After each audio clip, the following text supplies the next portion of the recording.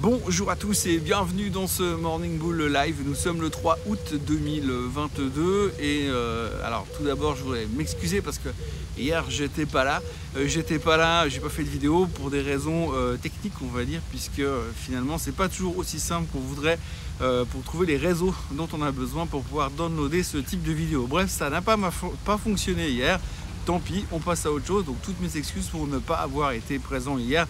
Mais aujourd'hui, eh bien, on va refaire le point sur ce fabuleux marché qui continue de fonctionner, puisque malgré que c'est l'été, malgré que c'est le mois d'août, malgré qu'il y a de moins en moins de monde au bureau, la preuve, je n'y suis pas, moi non plus, eh bien, il y a quand même pas mal de choses qui se passent. Et puis, il faut dire que le centre du monde, l'intérêt principal du jour et ce qui se passe vraiment et qui intéresse le monde entier, c'est le nouveau sujet géopolitique de Madame Pelosi qui part en vacances à Taïwan.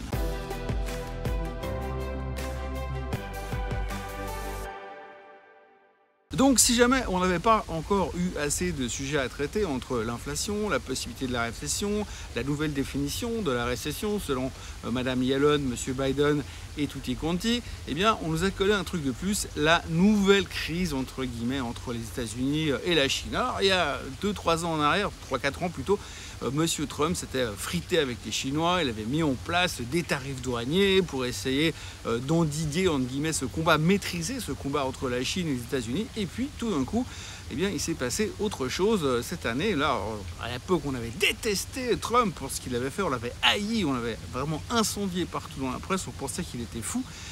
Et puis donc cette année, alors que Taïwan, on sait que c'est un tout petit peu un sujet touchy pour les Chinois, eh bien Madame Pelosi, elle va se trimballer à Taïwan pour essayer d'énerver les Chinois un tout petit peu plus, pour montrer que la démocratie a le droit de fonctionner partout dans le monde, la démocratie américaine, la fabuleuse démocratie américaine.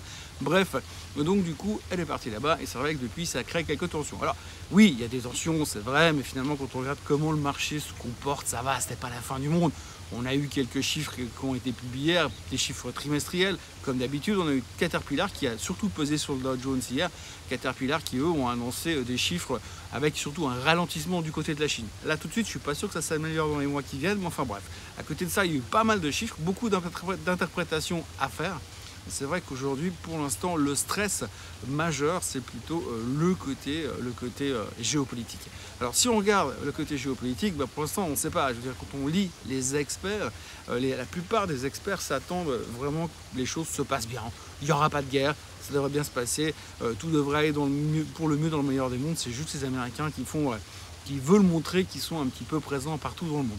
Alors on verra comment ça va évoluer, ça devrait quand même peser un tout petit peu sur l'esprit des investisseurs, surtout qu'on vient de se taper un rebond de 13% quand même sur le S&P 500 depuis quelques mois, donc on peut quand même arriver à un stade où on va se dire ouais, peut-être maintenant ça va se calmer, peut-être qu'on va avoir plus de peine à redémarrer. C'est vrai qu'après 13%, il va quand même falloir justifier un petit peu plus que oui, un jour la Fed va arrêter de monter les taux, oui, peut-être même qu'un jour la Fed va commencer à baisser les taux. Donc on a cette préoccupation du fait qu'on a déjà beaucoup monté. Est-ce qu'il faut que ça continue? Alors aujourd'hui, on a eu successivement deux grandes banques américaines, JP Morgan, Goldman Sachs, qui sont venus tous les deux pour nous dire ouais, il faut quand même faire gaffe parce qu'on arrive quand même à des niveaux où d'abord on est beaucoup monté, mais en plus on a complètement exclu le fait qu'une récession puisse arriver. Alors que ces experts-là, ces économistes-là se disent quand même qu'il y a 50-60% de chances que ça puisse quand même revenir. Même si aujourd'hui on n'est plus très au clair sur c'est quoi une récession. Mais bref, donc on a ça qui va nous tomber dessus. On a les tensions avec Taïwan aujourd'hui et puis les chiffres qui continuent à être publiés. Alors pour les chiffres, je vous le dis, il y a à boire et à manger, on ne va pas chercher plus loin. Franchement, c'est du pile ou face. On a vu une très bonne perception des flux de trésorerie chez Uber hier qui a fait exploser le titre de 20%. Il y a eu des très bons chiffres chez Airbnb mais qui ont été mal interprétés. Le titre perdait à 8% after close. Des chiffres au-dessus des attentes chez AMD mais avec des perspectives un peu plus prudente par rapport au marché du PC. Le titre perdait 5% hier soir, donc vous voyez que ça va un petit peu dans tous les sens.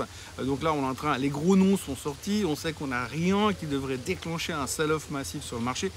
Mais on est quand même très haut. On est quand même très haut quand on regarde les graphiques. On voit que le S&P 500 a remonté très fort, que tous les stochastiques sont en mode suracheté. Donc on a quand même un risque à un moment donné de voir peut-être le marché revenir. Pour l'instant, ça tient. Pour l'instant, ça va. C'est vrai qu'à la fin de la semaine, on va avoir des chiffres économiques qui vont nous donner une perception. Nous donner une perception de ce qui est en train de se passer dans l'économie pour de vrai. L'emploi, entre autres. Puis la semaine prochaine, le CPI de nouveau. Aujourd'hui, on a encore le CPI en Suisse, le PPI en Europe, donc il y a quand même beaucoup de chiffres économiques qui vont continuer à nous donner une certaine tendance pour voir dans quelle direction on va. Mais en conclusion, ce qu'il faut retenir aujourd'hui, c'est que le marché est fatigué, le marché a de la peine à trouver les nouveaux catalystes pour finalement remonter encore les 13% ou 20% supplémentaires qu'on aurait besoin pour sortir de ce bear market. Donc voilà, on est un peu dans cette phase d'attentisme, on est au mois d'août, c'est plus calme. Heureusement, les Américains sont en train de faire mumuse à Taïwan. Donc ça va nous occuper un tout petit peu ces prochaines semaines et ces prochains jours. Voilà ce qu'on peut dire pour ce mercredi matin de finance axée principalement sur la géopolitique cette fois. Et peut-être l'interrogation de se demander pourquoi est-ce qu'on laisse Madame Pelosi et Monsieur Biden faire mumuse avec toute la planète, alors que peut-être là tout de suite, ils pourraient aussi envisager de prendre une retraite bien méritée. Voilà, moi je vous souhaite une excellente journée. N'oubliez pas de liker, de vous abonner à la chaîne Suisse Côte en français. N'oubliez pas de liker cette vidéo et n'oubliez pas de venir me retrouver, moi, en vacances, dès demain pour une nouvelle vidéo pour la suite de cette semaine. Passez une très bonne journée et puis on se voit demain. Bye bye.